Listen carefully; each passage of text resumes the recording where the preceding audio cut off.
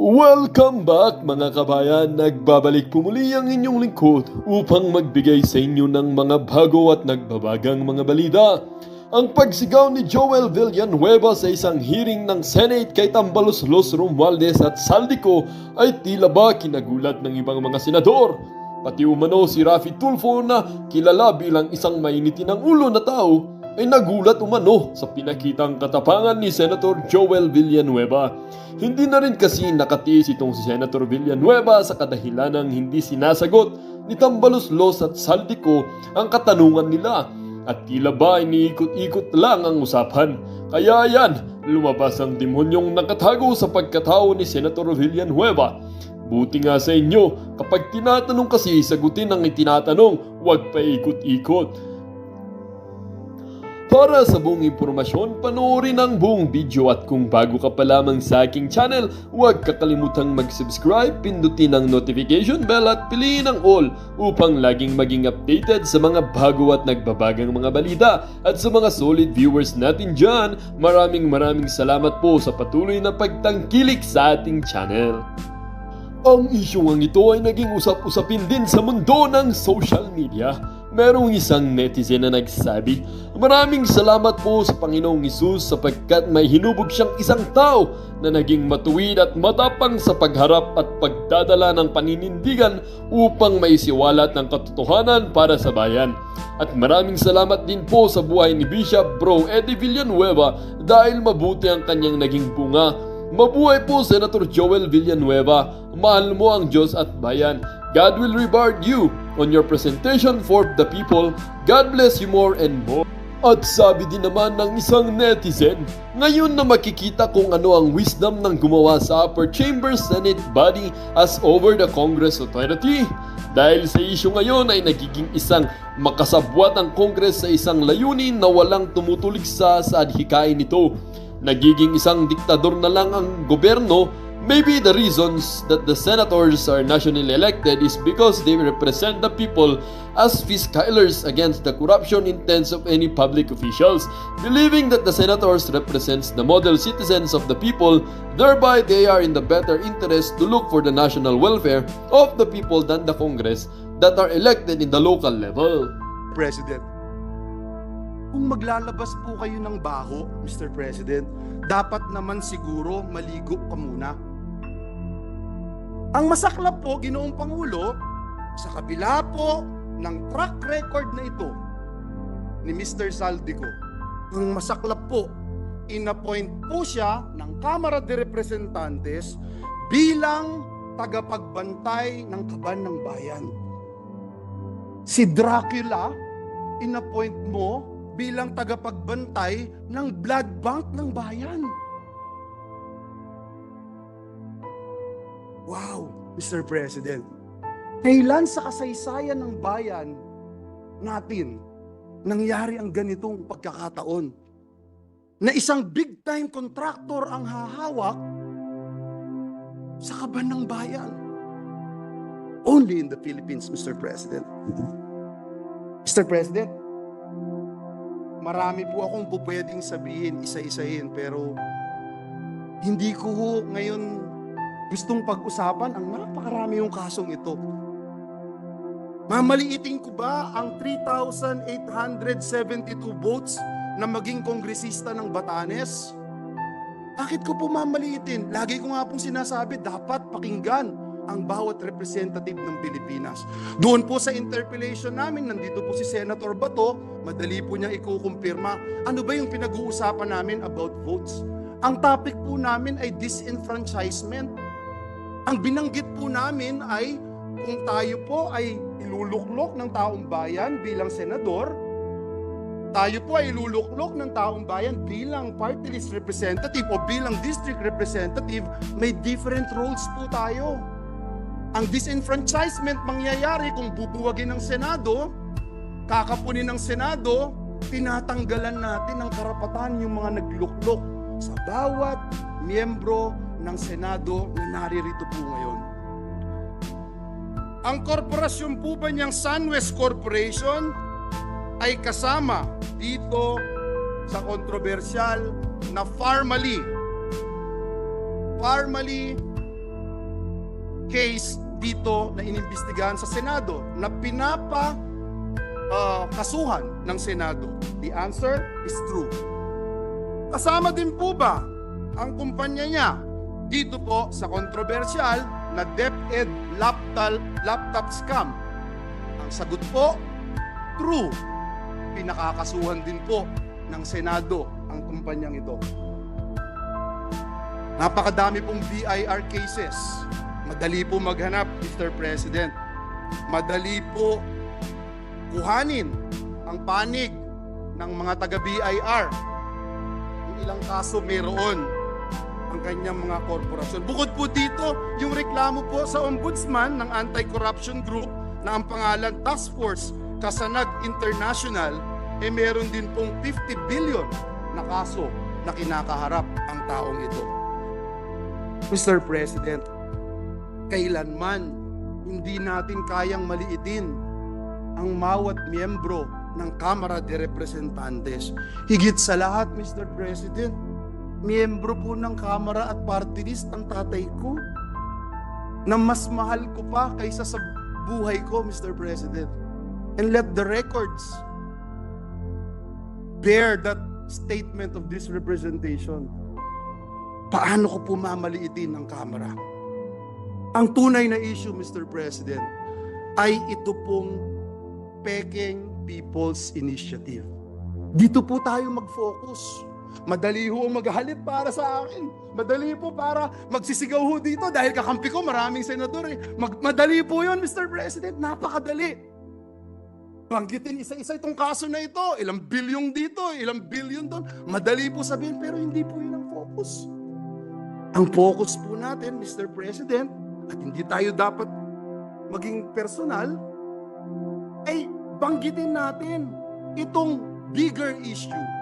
This issue which is bigger than myself, which is bigger than you and me, which is bigger than this institution, Mr. President, and this is the soul of our nation, our Constitution, Mr. President.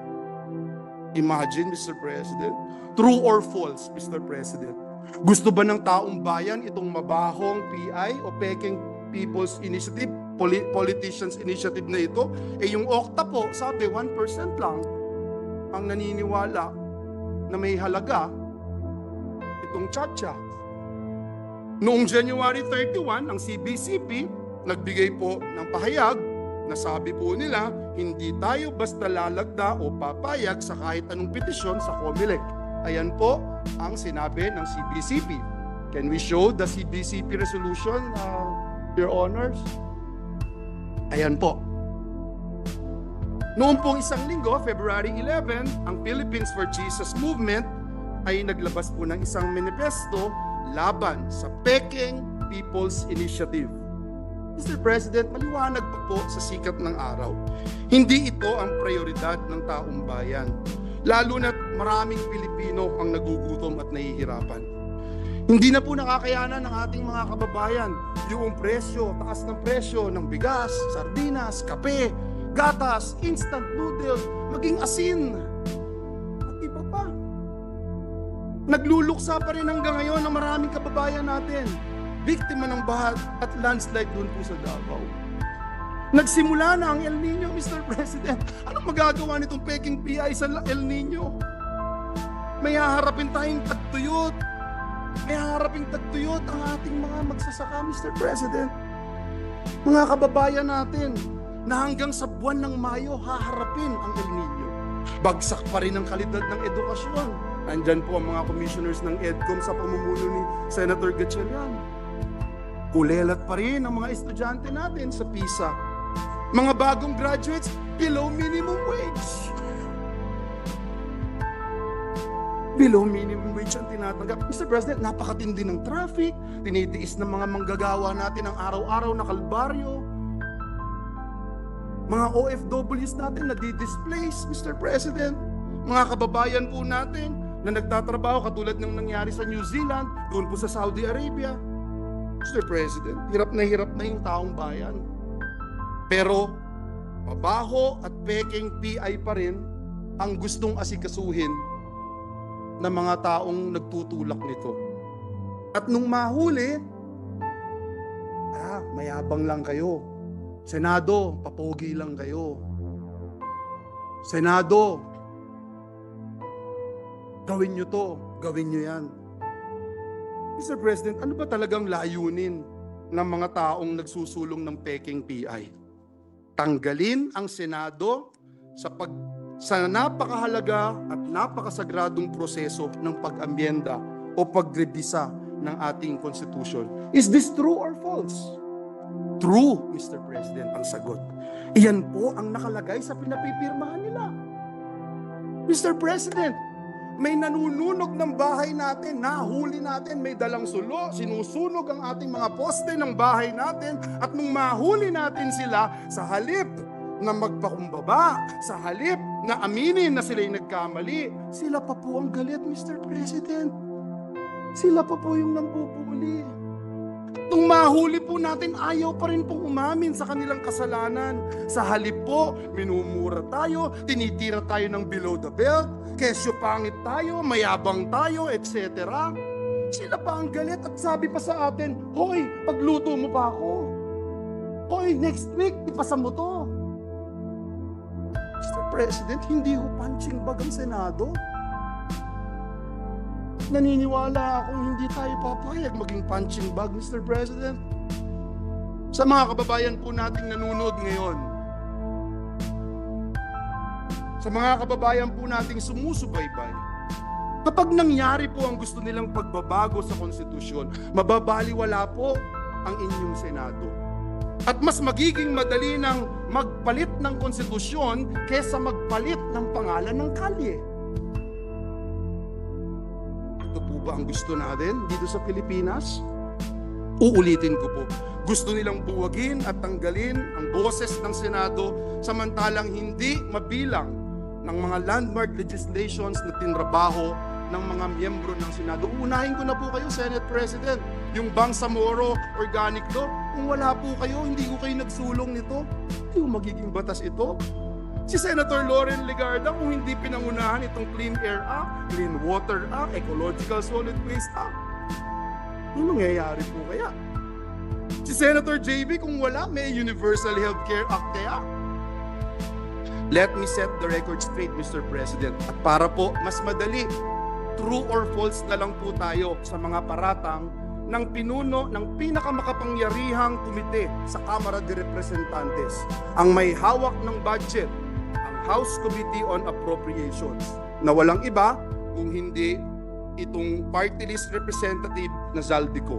Unang paratang po sa atin, Ginoong Pangulo, may kaso daw po tayo sa Ombudsman. True or false? Ang sagot, false. Ang pinag-usapan ng gawa-gawang reklamo noon, isang sulat po na mula sa ating opisina. Ito pong gawa-gawang reklamo noon ay katawa-tawa sapagkat ang ginamit po, kung po pwede po natin ipakita, na font ay Comic Sans. Yan po ang ginamit na font, pang-comedy po. Ang letterhead po na ginamit ay Buhay Party List. Mr. President, the last time I checked, ang tatay ko po, hindi po si Brother Mike Velarde. Ngunit mahal ko po siya.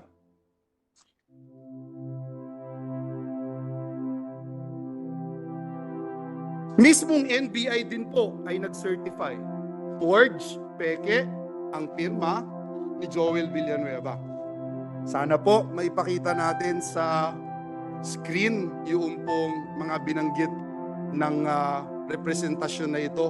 And we are willing to wait kung hindi pa po ready, Mr. President. Yes, if there are technical difficulties, maybe we can suspend until Sapagkat ayaw po natin ng walang resibo at ayaw natin ng walang ebidensya.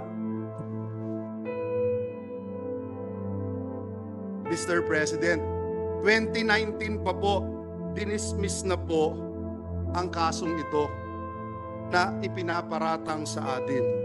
Noong 2016 po, Ginoong Pangulo,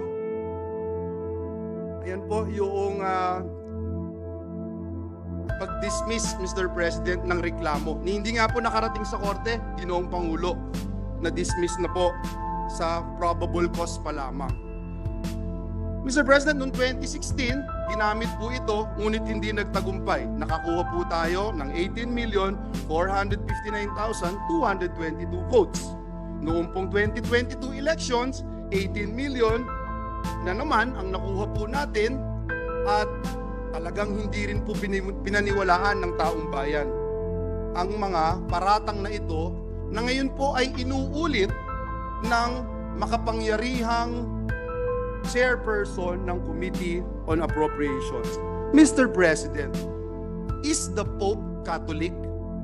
Nag-research po ba at nag-aral ang nag-aakusang ito sa atin? Ngayon po, kakalkalin ngayon ang kanyang mga kaso. Nakakalungkot po dahil kaibigan naman po natin siya. Pero dahil po pumasok siya sa away na hindi niya away, kailangan niyang magbabanggit ng mga personal attacks, kakalkalin po itong mga atraso niya sa bayan. Ito pong kumpanya niyang SunWest Corporation. True or false? Ito po ba ang isa sa pinakamalaking government contractor sa bansa? Sagot, true. True or false?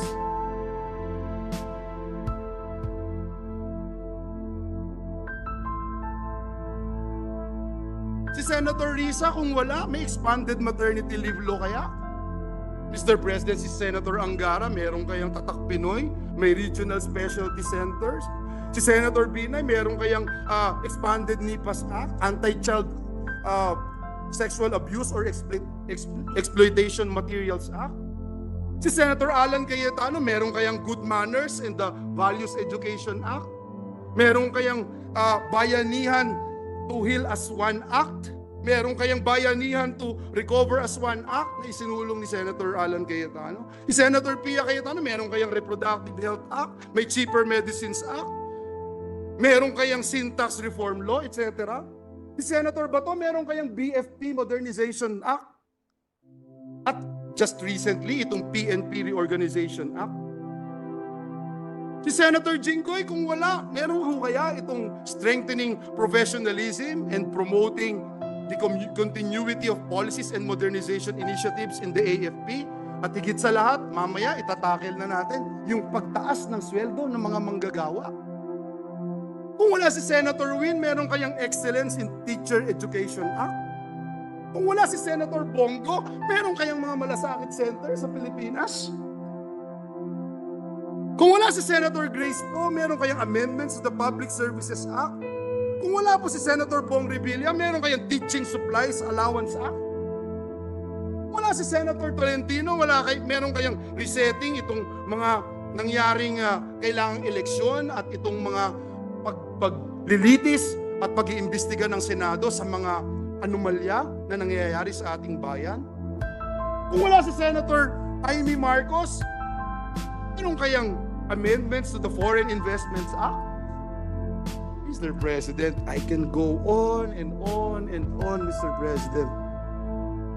Kung gaano karami ang tinrabaho ng inyong Senado, hindi para sa personal na interes, hindi para lumawig ang aming mga termino, hindi para lumaki ang pondo na aming kailangang hawakan.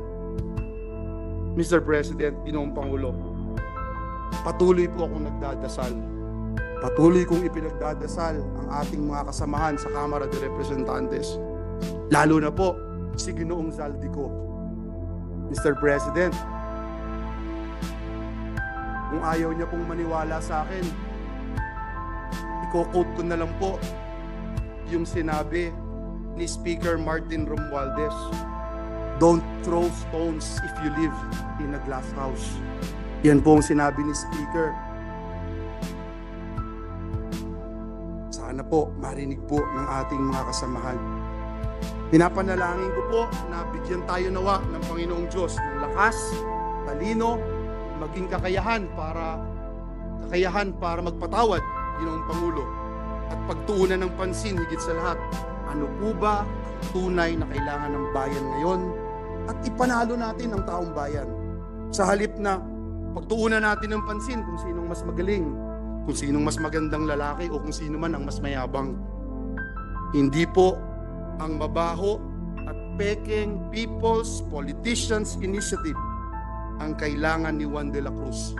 Sa tindi po ng kahirapan, sa tindi ng traffic, sa tindi ng gutom, hindi po PI ang kailangan. Ang kailangan po, Mr. President, ni Juan de la Cruz ay pambili ng gamot. Kailangan po niya ng pagkain sa hapagkainan nila. Ang kailangan po niya ay dekalidad na edukasyon. Ang kailangan po niya ay trabaho at magandang kita. Nawa, Ginoong Pangulo, matuldukan na ang mabaho at pekeng People's Initiative. Marami na pong nagawa ang inyong Senado, pero kulang pa. At alam ko po, bilang miyembro ng institusyong ito, na marami pa tayong magagawa para sa bayan. Kaya magtrabaho po tayo. Maraming salamat, Ginoong Pangulo. Mabuhay ang Senado ng Republika ng Pilipinas. Mr. President, in Ecclesiastes chapter 1, chapter 3, verse 1, and 7, verse 8, it says, there is time for everything, and a season for every activity under the heavens, a time to tear and a time to mend, a time to be silent and a time to speak, a time to love and a time to hate, a time for war and a time for peace. Mr. President, I rise on a matter of personal and collective privilege. And let me also begin by quoting Proverbs chapter 22, verse 1. It says there, a good name is to be chosen than great riches. Pinalaki po ako, Ginoong Pangulo, ng aking mga magulang sa versikulong ito sa Biblia, na pinakamahalaga ang malinis na pangalan, far more important than gold and silver. Napakahalaga na maintindihan na ang pagkakasala sa Diyos ay mas masahol pa sa kahit anong kasalanang pwede mong magawa sa iyong kapwa-tao. Every first grader, every Sunday schooler knows that liars go to hell. Simulat sa Paul, malinaw po ang ating pamantayan, Ginoong Pangulo, maging tapat sa pagkakatawag at paglilingkod natin para sa Diyos at bayan. Kaya ngayong araw pong ito, kasama po natin sa bulwagang ito ang aking mga kaibigan, tinuturing ko pong pamilya, mga ate, kuya, nakasama po natin at sila po, Ginoong Pangulo, ang mga buhay na patotoo, buhay na saksi kung paano natin isinabuhay ang pamantayang ito. Ito rin po ang dahilan kung bakit tayo tumatayo ngayon, sapagkat hindi lang po dinudungisan at niyuyurakan ang ating pangalan at pagkatao, kung hindi higit po sa lahat, ang institusyon na minamahal nating lahat, ang institusyon ng Senado ng Republika ng Pilipinas.